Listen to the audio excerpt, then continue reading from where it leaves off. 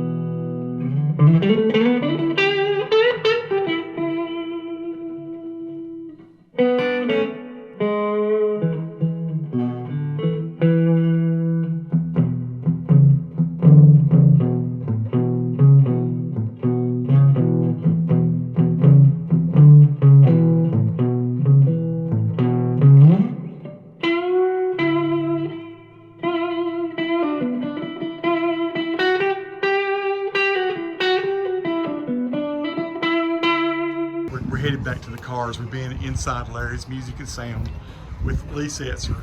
We're in downtown Hickory. Yes, it looks beautiful. Beautiful sunny day and almost spring. Yeah, spring coming soon. Lee, you're gonna let me borrow a piece of gear today and tell the people what it is. Well, actually a couple pieces of gear. Lee so graciously lets me do demos with his gear. He's just a buddy. He's just a guitar buddy. What can I say? He's one of the best guitar buddies a guy could ever have.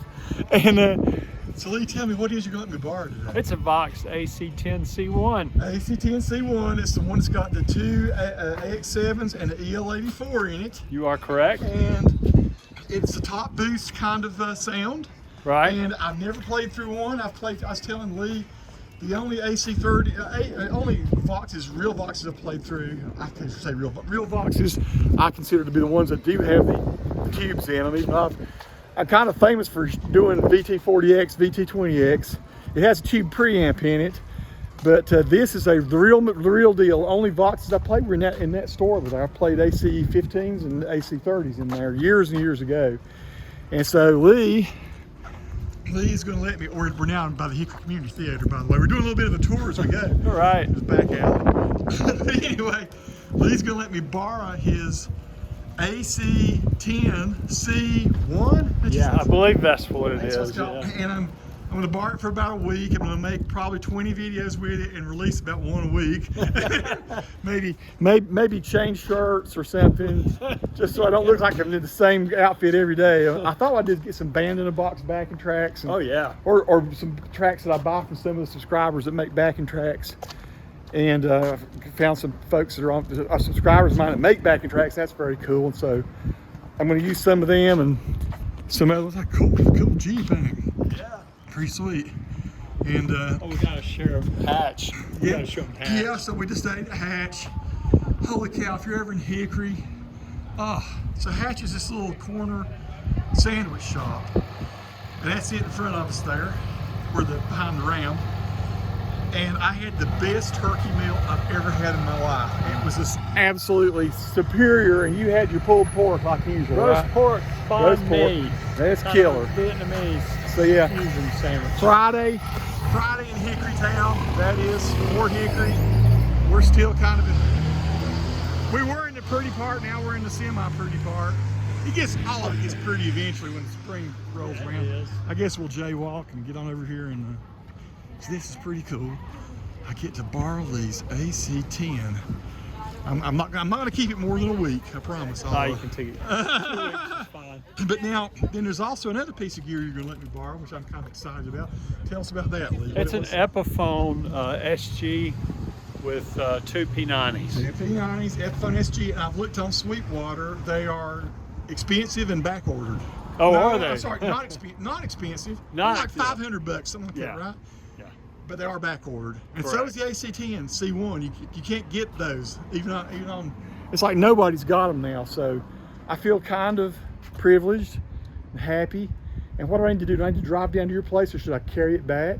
Lee just hoisted it out of the case. What do you love about it, man? Tell me your impressions, dog. You said it doesn't neck dive with you. It doesn't neck dive, not with me. I just love the tone of it. I just love the fact that it'll growl, and you know how P90s are. They're it's just hard to explain. Visually, SGs are not my favorite guitar, but every time I pick one up and play it, I love them. Yeah. I mean, it's like it's a guitar you can't help but love when you play it. Exactly. They sound awesome. Almost always they play great. I mean, I honestly do prefer them to a Les Paul. I'm really I happy really with do. this. Lee, I can't wait. And it's a beautiful case you got. And so you got that from Sweetwater? Yes. You've had it for how long now? For about 4 months. Fantastic. Well, brother, I will take great really care like of it. Get that back to you unscathed. And just so you folks can see, this is my nasty Volkswagen, but there is the AC10C1 laying down flat, so I shall not damage it in any way. I'll probably put that in my trunk if I've got space. Yeah. So I let Lee see what was in my trunk. See, I got the Headless Groat. I don't have the pick with me. I'm insane.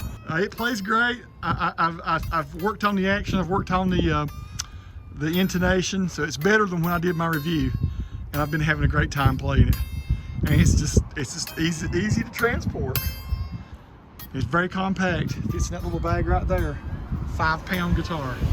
It's really hard to get used to it. I know it plays with your mind a little bit, but it don't take long. You know, you play with it for about a minute, and before long you've got it, and it works as great. Johnny Winter played with a Headless guitar. He did, didn't he? Well, yeah, it was Van Halen did for Eddie did for a while. Played a Steinberger, and Johnny Winter played the Erlewine. And what's his name Razor. from ZZ would play the Headless ones for a while. Billy Gibbons. Yeah, he did. Yep. But yeah, it is the second Headless guitar I got. The other one's this little old Traveler guitar. So I was used to playing the Traveler. I'd be doing this. I'd be going. Yeah, exactly. Oh. It is weird to have to tune back there.